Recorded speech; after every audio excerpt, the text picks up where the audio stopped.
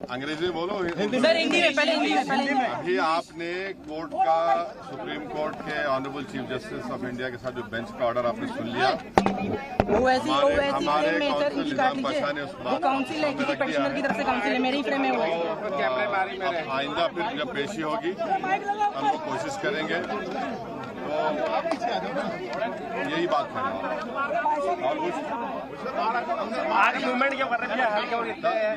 नहीं, अभी जो सुप्रीम कोर्ट ने तो कह दिया है कि वक्फ बाय यूजर पे सुप्रीम कोर्ट ने एक बार में स्टे लगाया है, और वक्फ बाय यूजर के डिलीशन पर स्टे लगाया है, और साथ ही साथ कोई सेंट्रल वक्फ काउंसिल के बनाने पर स्टे लगाया गया है, स्टेट वक्फ बोर्ड के बनाने पर स्टे लगाया गया है। पूरे सर आज के पहले के आप मुतमईन है सर, क्योंकि कल सुप्रीम कोर्ट 3 डायरेक्शन देने वाला था, लेकिन आप सेटिस्फाई है सुप्रीम कोर्ट आज का जो फैसला है उससे आप सेटिस्फाई हैं सर? कितना आश्वस्त? देखिए, मैं joint working committee of parliament का मेंबर था।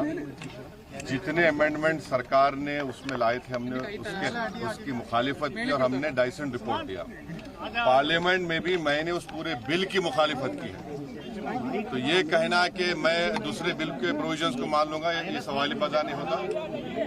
हम पूरे उस बिल को उस एक्ट को अनकॉन्स्टिट्यूशनल मानते हैं, और ये आर्टिकल 25, आर्टिकल 26, 14 और 15 और 29 का ग्रेव वायलेशन है। ये हम पहले से ही बोल किया है, और आज फिर आपके सामने रिपीट कर रहा हूँ। No. See, let us be very careful. The Honorable Supreme Court, as rightly pointed out by my counsel, Mr. Nizam Pasha, the Supreme Court has said that the Central Waqf Council and the State Waqf Boards will not be constituted. Waqf by user cannot be deleted. Now, there are other provisions also, which we as a party have come to the Honorable Supreme Court that calling it unconstitutional.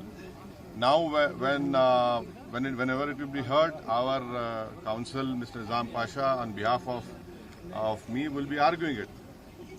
As you know very well, that during the deliberations of the Joint Working Committee, I have given a Dyson report opposing all the amendments that were proposed by the government. And during the debate in the Parliament on the consideration or passing of that bill, I have opposed each and every amendment. I have called it unconstitutional. I still call this law as unconstitutional, as violating the fundamental rights of Article 14, 15, 25, 26 and 29. So our legal battle will continue to ensure that this act, against this act will continue.